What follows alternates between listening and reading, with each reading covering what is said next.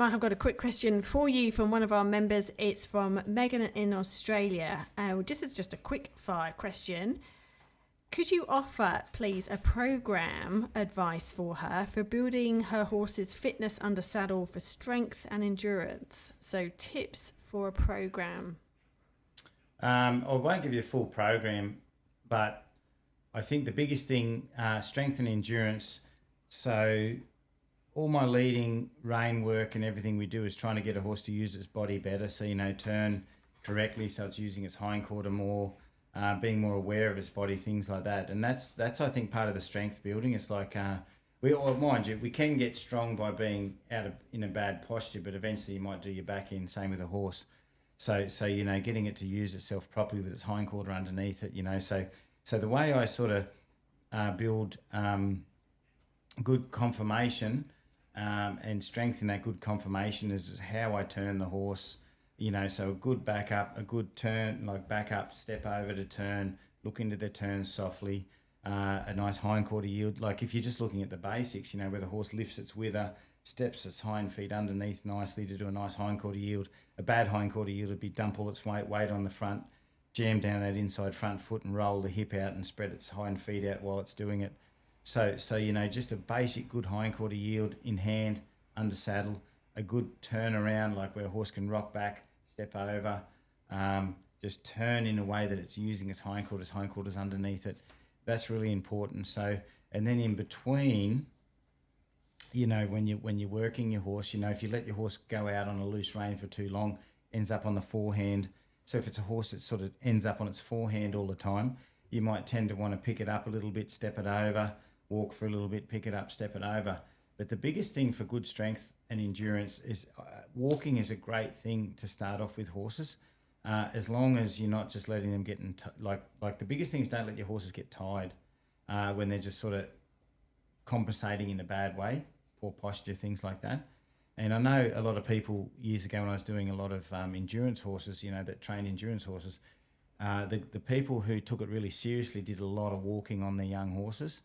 They did miles of walking, and that was just strengthening the feet, strengthening the legs, strengthening the horses without tiring them out. But I say in that walking, you have to put a lot of good rein body control in there. So you're getting the horse, every time you pick up on the reins, it's not trouble, it's not hollowing out, things like that. And then trotting is the next exercise that I think is really good for horses. But I would say to strengthen horses, I think terrain is very good too. So, your uphills, your downhills, creating good proprioception, not just trailing them out on a straight road where they're just plomping along. I used to find that going up hills that they climb a little bit, they scramble a little bit, and down hills and over logs, and it builds up that adjustability, proprioception, the strength in going up the hills and things like that. So if you can find things like that to work your horses, that's really good. And if it's a horse that you haven't ridden yet, like sometimes we want to strengthen a horse before we ride them. Well, think of all those things. Where can I lead my horse? Just don't just run it around on a lunge. Like, what can I do? Can I lead it off the quad somewhere, and then maybe take it over some hills and different things like that, and just build some strength and stuff like that, and just do it incremental and build it over a steady amount of time. Just don't get them tired. It's like, don't run till you're super tired all the time. Maybe run till you're feeling like, oh, I'm starting to feel a little bit like I've worked myself, and then back off a little bit. And I think with horses you do that because you don't want to sour them in fitting them either. How many times a week would you work them, ideally?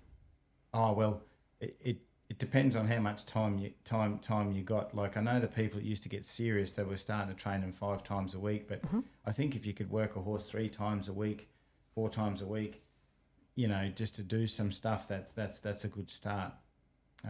You got to be reasonable what you can do.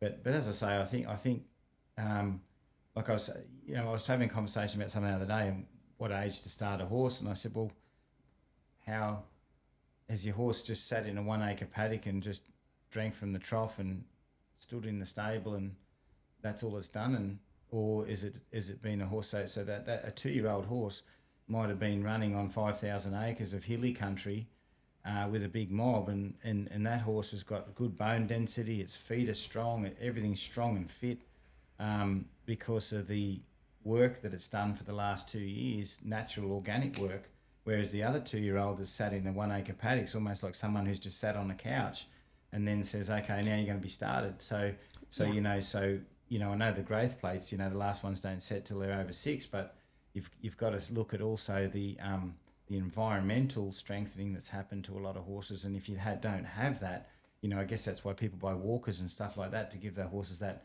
steady, and they call them walkers for a reason. And I think that's why walking's so good for horses is, they're not always putting horses in a walker and putting on faster for them to trot all the time, just giving that good exercise where they're walking and moving and things like that. So fantastic. I hope that helps for your tips. Yeah.